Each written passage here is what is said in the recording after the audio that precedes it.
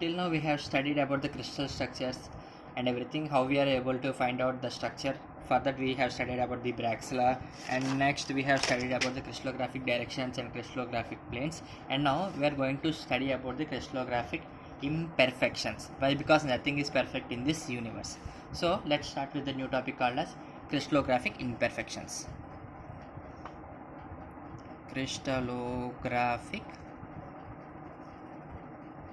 imperfection, crystallographic imperfection, and it is categorized into three types. It is categorized. First is point defect, second one is line defect, and third one is volume defect. This is one dimensional defect, this is two dimensional defect, and this is a three-dimensional defect. Coming to the point defect, first we'll discuss about the point defects and how many types are there. Point defect. In point defect, it is again classified into two types: intrinsic and extrinsic. What is intrinsic defect? Intrinsic defects are generated inside the material due to some external factors like increase in temperature. To simply say, intrinsic defects are found inside the unit cell.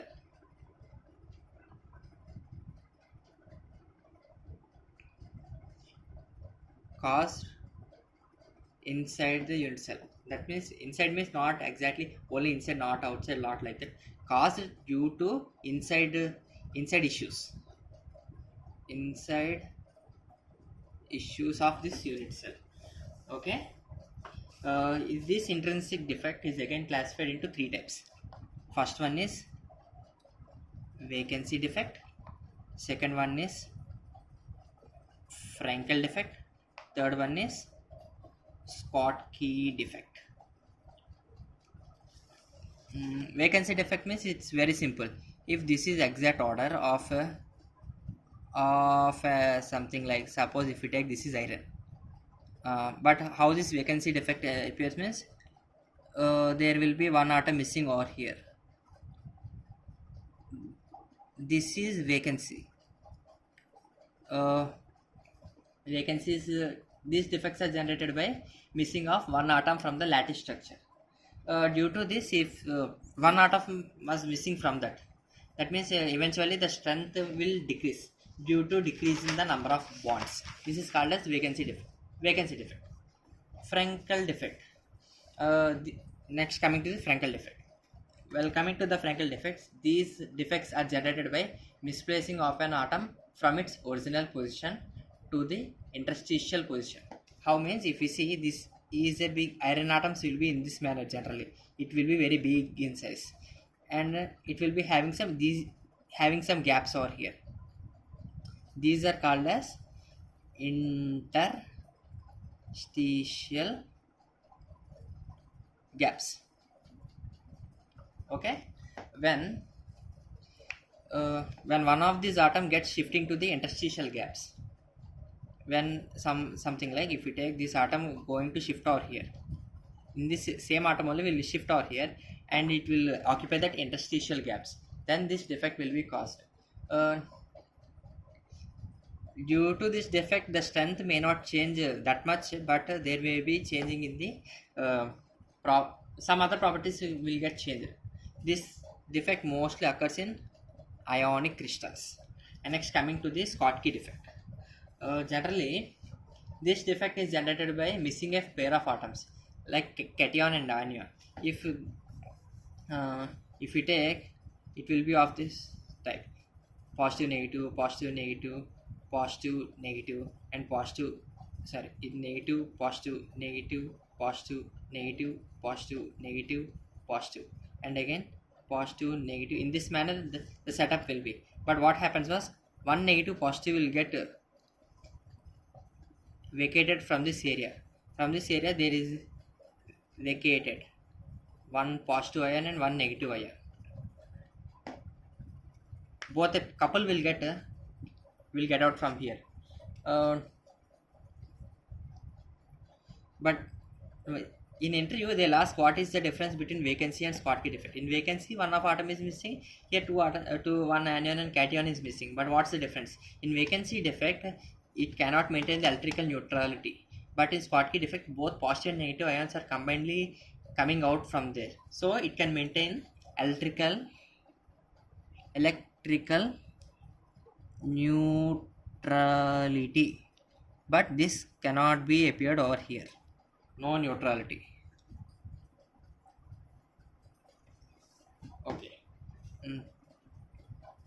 And coming to the extrinsic defects, the extrinsic defects are generated by adding some foreign atoms to this unit cell. Extrinsic defect, intrinsic defect is caused only due to its own atoms, but extrinsic defect is caused by addition of foreign atoms over here.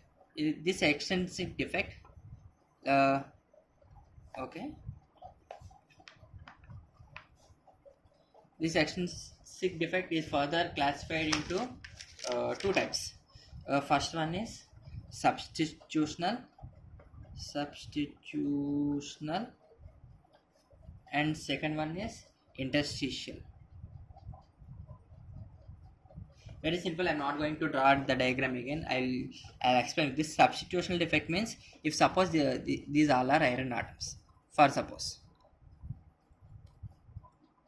what I will do is, in this place, actually in this area iron atom should be, but what I will do is I'll remove that iron atom and I'll add a copper atom.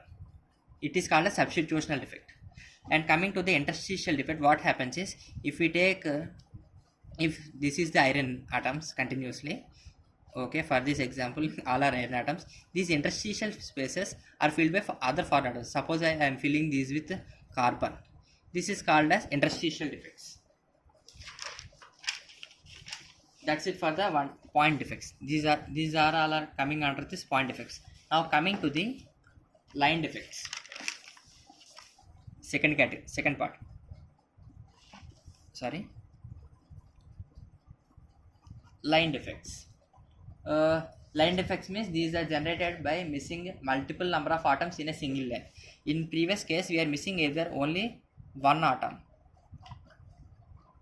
point, but in line defect a line itself is missing. A line of atoms are missing, so this is called as line defect. In this there are two types of line defects are available as of now. Sorry, two types of line defects are there. One is edge dislocation and second one is screw dislocation. I'll explain this one. In edge dislocation, the dislocated atoms are moving parallel to the applied force. In screw dislocation, what happens was the dislocated atoms are moving perpendicular to the applied force.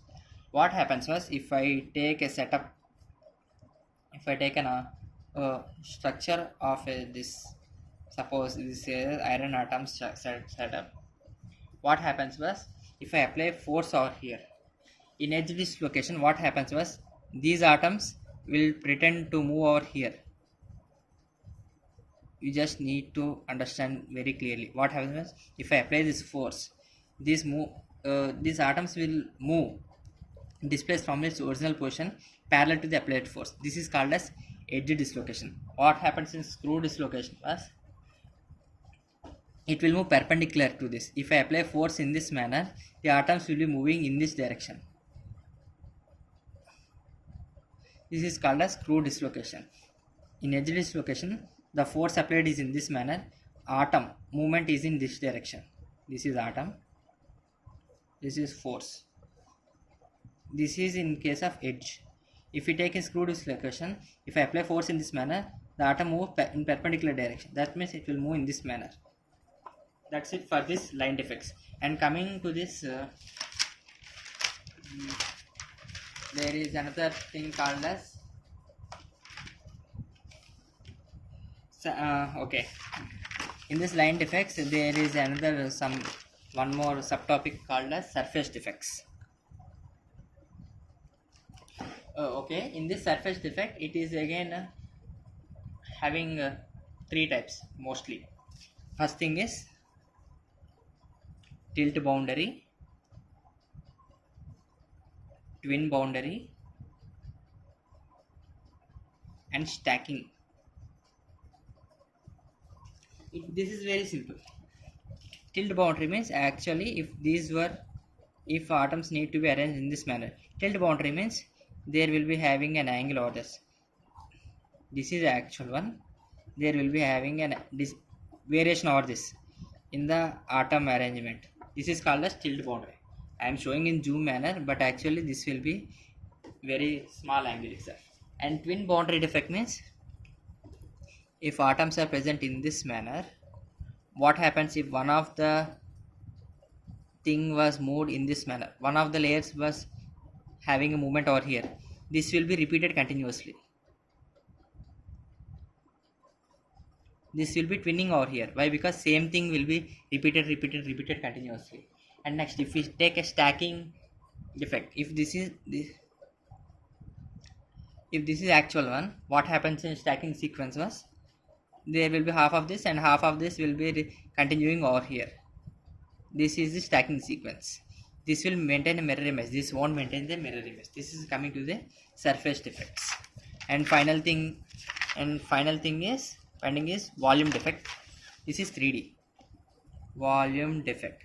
Very simple. Missing a group of ions. That means if this is the cube or in this sector, if there are atoms in this manner, a set of a layer by layer it will be removing, missing order. That means if in a broad example to explain clearly, if this actual need to be 100 meter cube, it will be around 97 meter cube. That means 3 meter cube of atoms were missing.